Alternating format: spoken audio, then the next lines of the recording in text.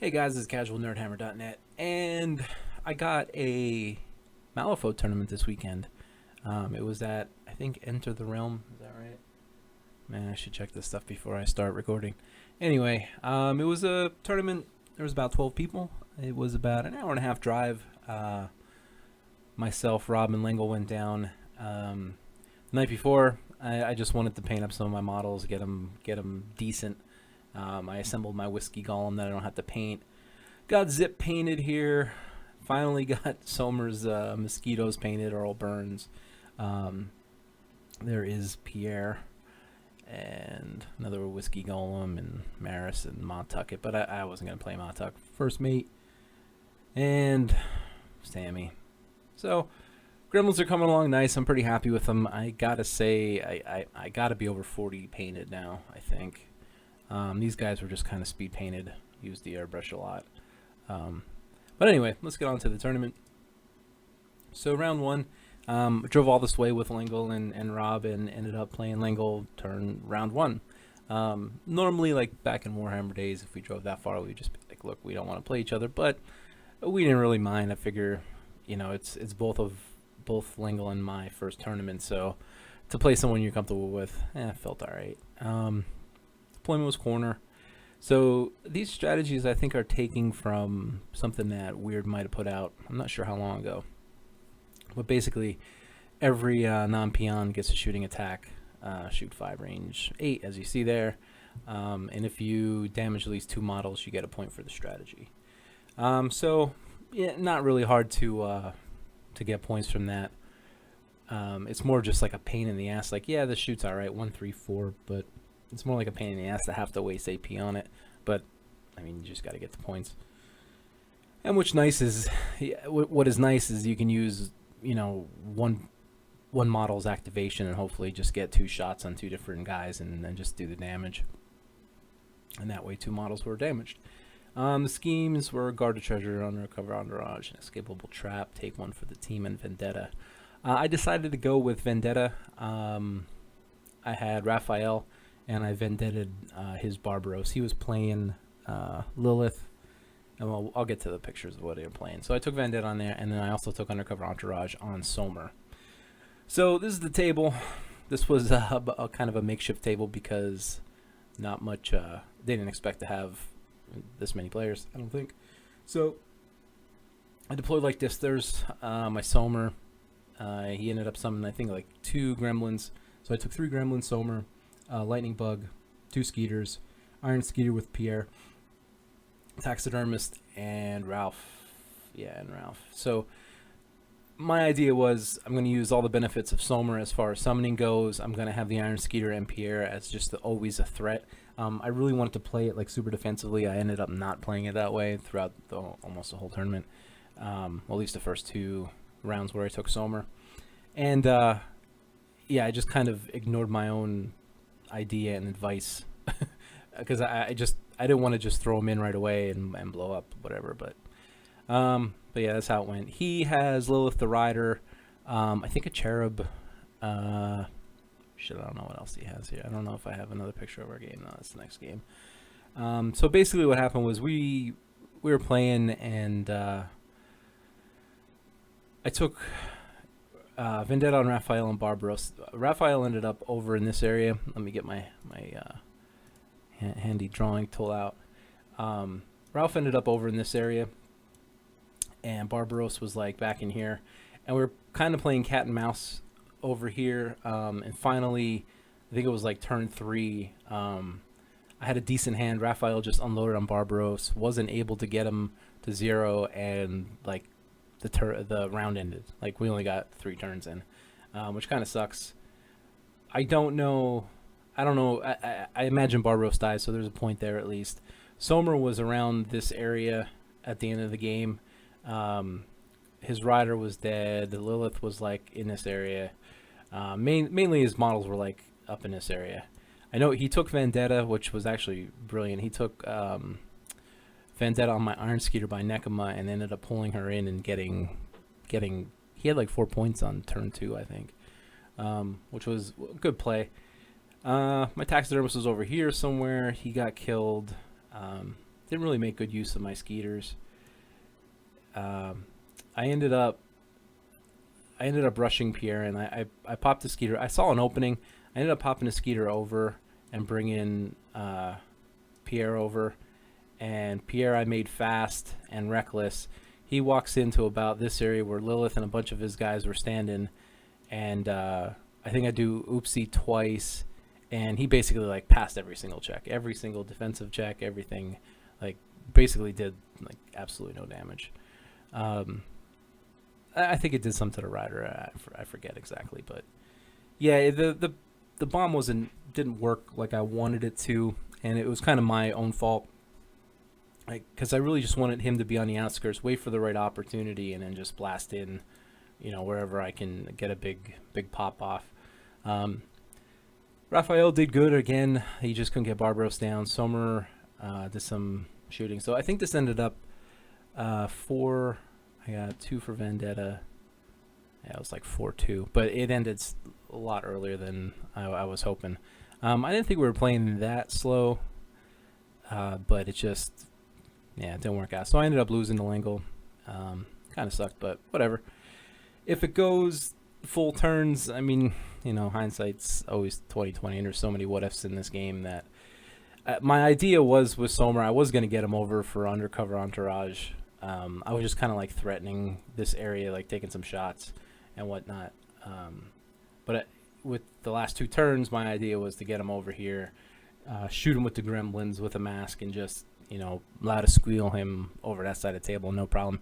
He also took undercover entourage, and what ended up happening was right at the end of the game, let me see if I can cancel this.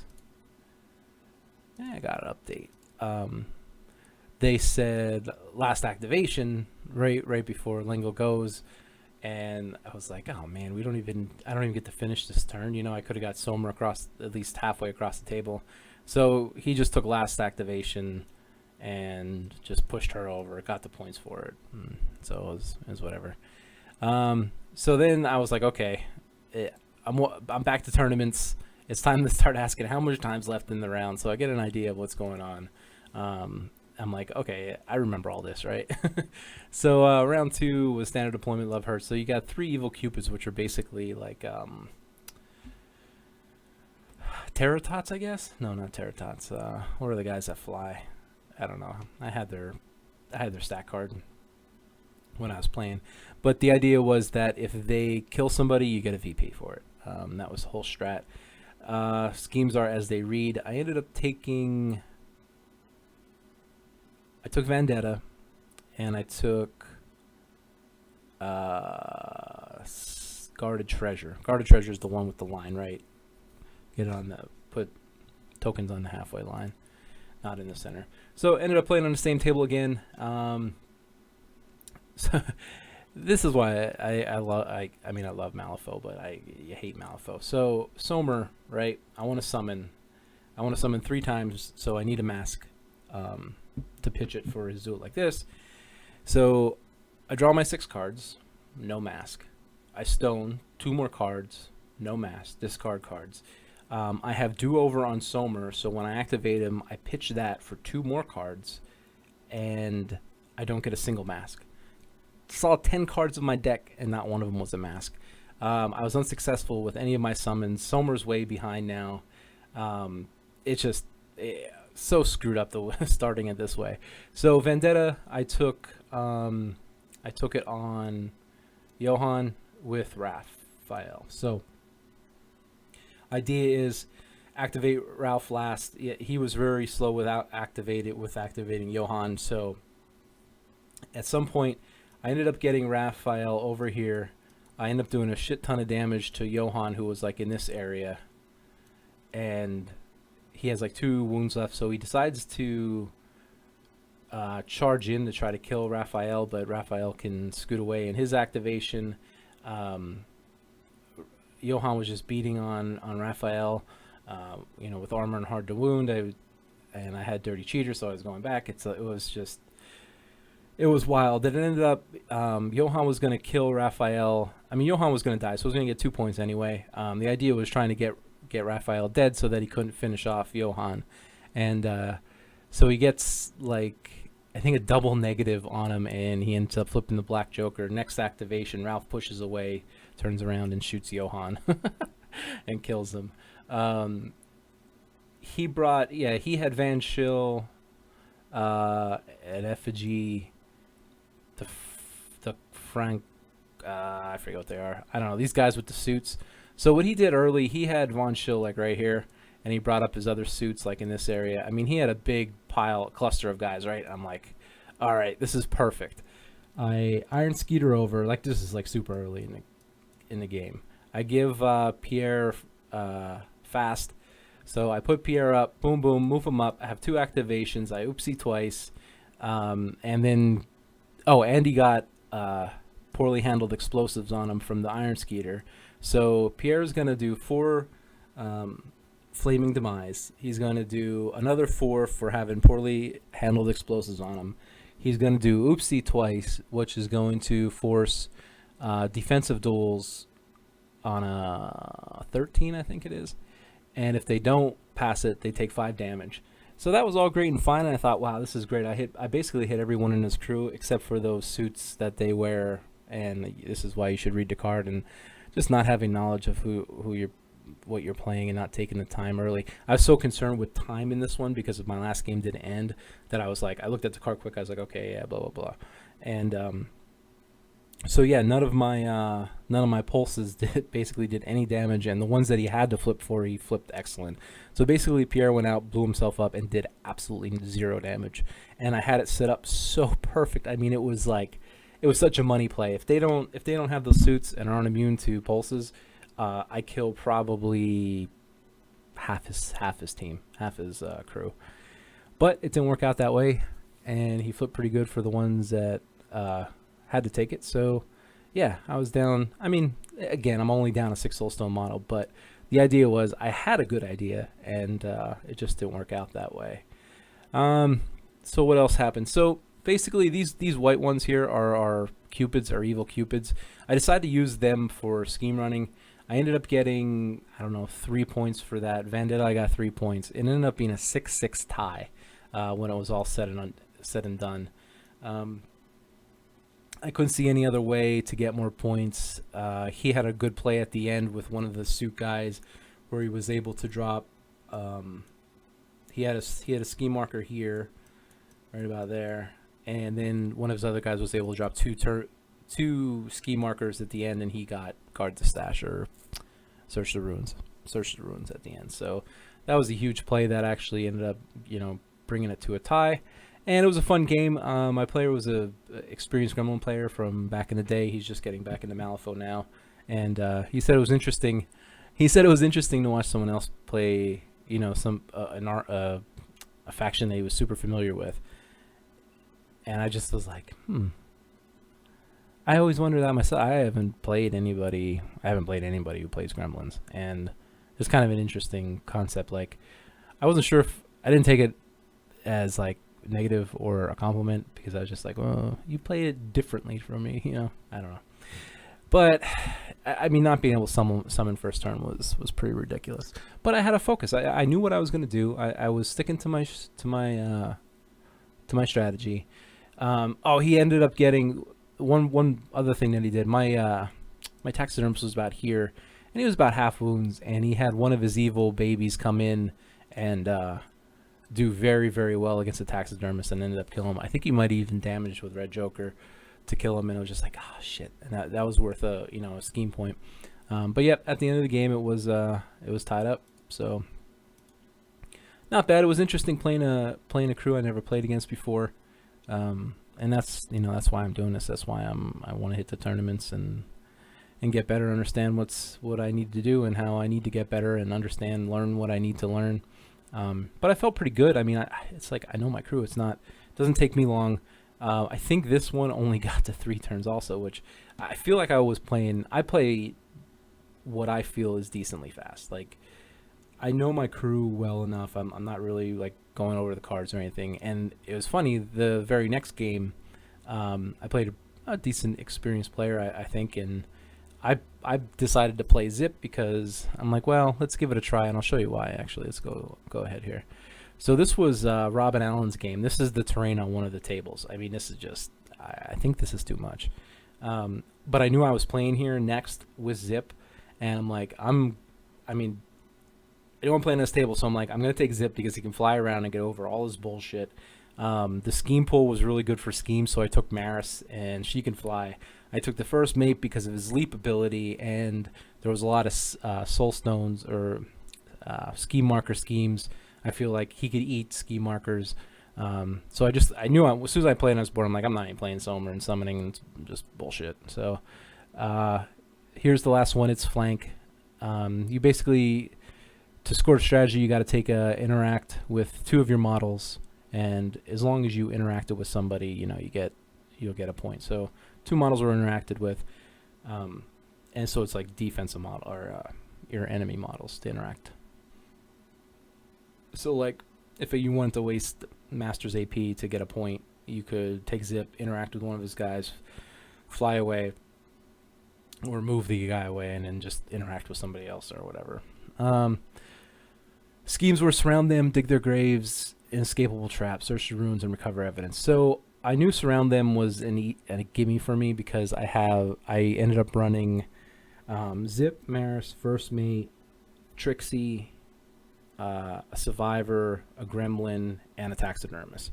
So I'm like, Maris is definitely going to be able to get it's flank deployment, so she's going to drop one immediately in the beginning of the game. She's just going to fly to another corner. I ran up the Taxidermist. I was playing against Neverborn. I was playing against the Dreamer, and it was more of like a summoning Dreamer. She had Lily too, and the other one like summoned like first turn. She ran Doppelganger, some other stuff. So the rest I wasn't really feeling like. I'm not a big fan of Dig Their Graves. I'm not a fan of Inescapable Trap. Search the Runes, yeah, I could do that. And I was like, well, I'm trying to think of what the Dreamer's going to play. Like, I don't really know too much about him. I figure it was kind of going to be a tight bunch, and I figured she would probably take, like, Search the Runes where she needs to be in the center of the table. Dig Their Graves, I'm going to be so far away. Like, my crew can just get away from her so easily. I mean, she does have lures and stuff, but the way the table's set up, I figure if she takes Dig Their Graves, that's excellent for me. Trap, I feel, is like excellent for me. So I'm thinking she has to take Search the Runes to recover evidence, and either one of those, she's going to have to go to the table. So I'm thinking to the middle of the table, or come after me. So I thought, why don't I take recover evidence and surround them? I'll pop the recover evidence early, so it'll be stuck on her side of the board. And then when she has to push forward for any of hers, but what ended up happening was we took the exact same schemes, surround them and recover evidence. So this is the kind of the way the table was set up. This was I think after, this was like around turn 1, like after my activations. Zip and Earl here. I ran up. Let's get my coloring book out. So I ran the Taxidermist, the Survivor, and the Gremlin up this flank to get the marker in this corner. Maris put one down in this corner. I decided to take Maris this way. I Reckless Trixie over here with the Skeeter, or Skeeter drag her over. I ended up killing a Terratot here, which actually went horrible because I had to take like 3 activations to kill it, and Black Blood it was stupid. Trixie ends up dropping a scheme marker over here, so now I have 3. The Taxidermist drops one up in the other corner for the 3rd, and so the Dreamer was like over in this area with her summonings or some stitched togethers. I'm still in the mindset that she's coming here because she didn't drop anything, and she didn't drop any scheme markers in her corner for surround them. So I'm just kind of working on the outside here with my fast models. I ended up leaping the first mate over and like into his whole entire crew. For what reason, I don't know why. And I forgot to pop recover evidence until like the 3rd turn, but they were still like all in this area. Yeah, every single recover evidence marker was in that area, which is pretty wild. So let me think what happened. Taxidermist got a couple stuffed piglets over here. He has a couple guys kind of contesting this, but not enough. I locked down this corner. I ended up reinforcing it with Zip. I was flying up on this building here and, just doing Zip things because when she popped the recover evidence, there was 2 evidence markers over here. So with with Zip's semi-chatty where you have to discard 2. I'm like, that's probably a good spot for him to hang out and move his models around and such. So as the game wore on, I ended up getting another ski marker over in the last corner in the deployment zone. So I got max points for that. I didn't get any for recover evidence, and so I got 3, and I got 3 strategy. So this game went through turn 4, which was pretty fast play. If we had 10 more minutes, we get the last turn in. I don't think that last turn would really help me at all because she kind of sat on my evidence markers. She was possibly able to get another one from me if she had some cards in her hand turn 5. I don't know.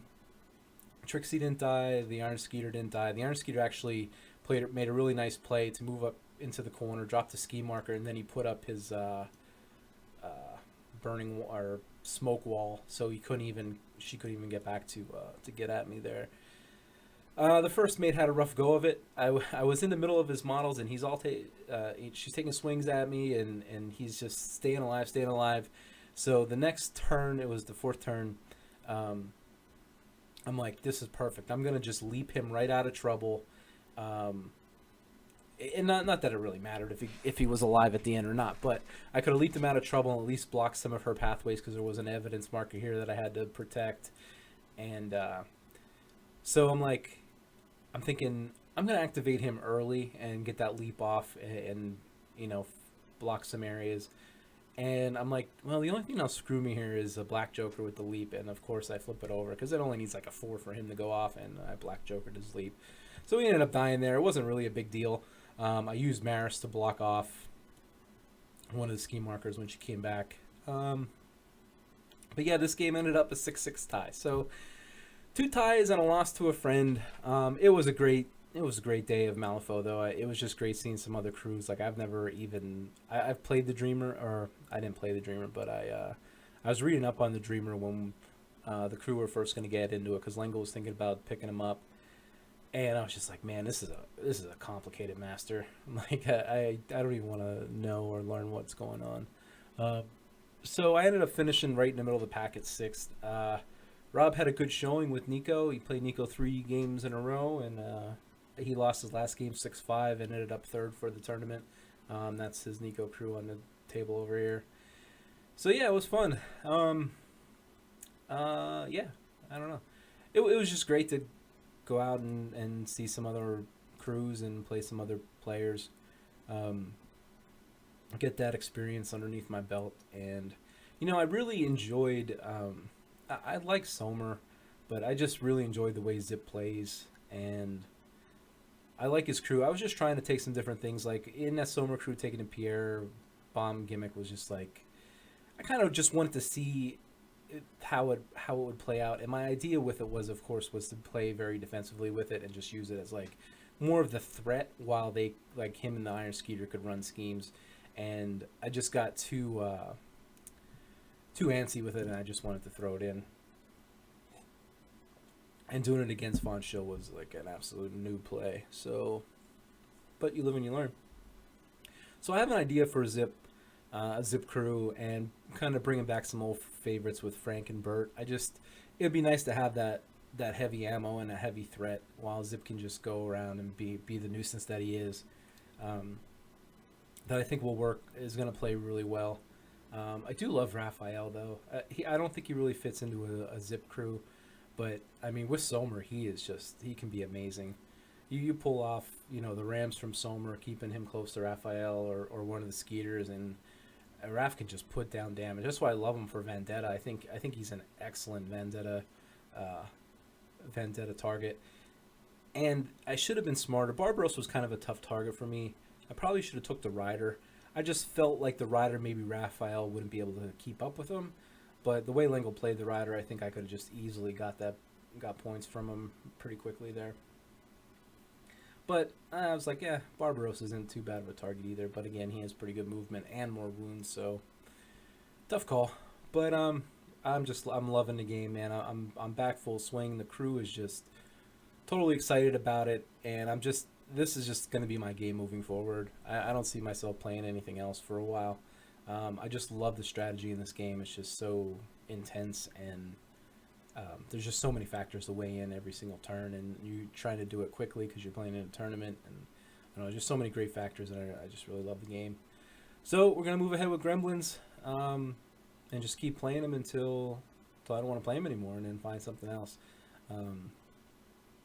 But yeah, I really like how it's going.